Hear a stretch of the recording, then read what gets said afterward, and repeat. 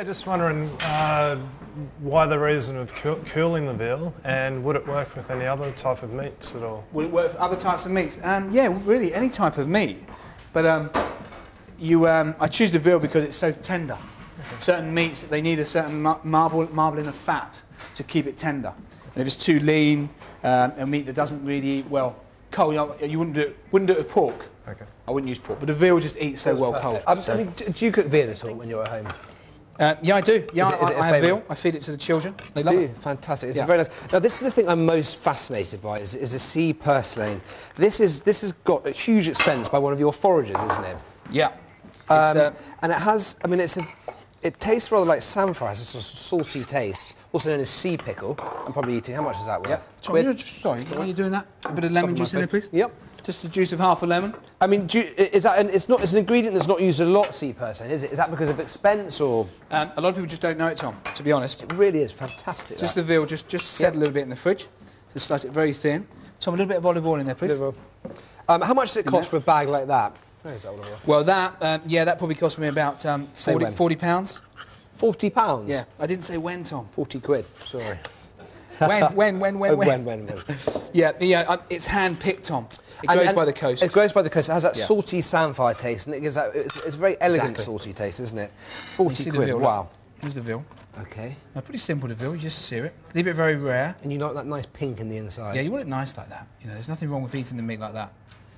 Well, this is our dressing here. The artichokes we've done. They're just warm, those artichokes. They sit on top like so. This is the first warm day of spring sort of meal, isn't it? Because you know what you don't want to do is put the artichokes in the fridge. Yeah, it's like tomatoes as well. Yeah, you don't want the veal to go fridge cold. You just do it so it's room temperature. Fantastic. That's why it's a good spring dish. You can leave it out. Is.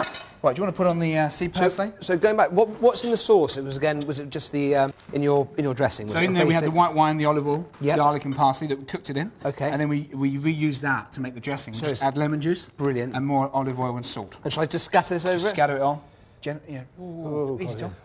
I think it would be a bit rude actually not to take it over to our resident food critic for his opinion, but that's not, from my thing, that's a cracker. Yeah. Here we go. Now your opinion, sir. Come on, let's tuck in. Now, let's have a... OK, let's nibble this away. It looks... I think the artichokes are beautifully tender. Silent. OK, yeah. That's a good sign. A comment? Fabulous. Oh, really tasty. Yeah, quite the textures work really well in contrast. Well, if you're as inspired as I am by this particular dish, why not take a look at our shopping list? Start your shopping at a good butcher and ask for a loin or fillet of veal. Buy some baby artichokes from the market. Other ingredients you'll need are white wine, some fresh flat leaf parsley, garlic and a lemon. Finally, to round the dish off, try and get hold of sea purslane. You can get some from a specialty food shop or from a foraging supplier.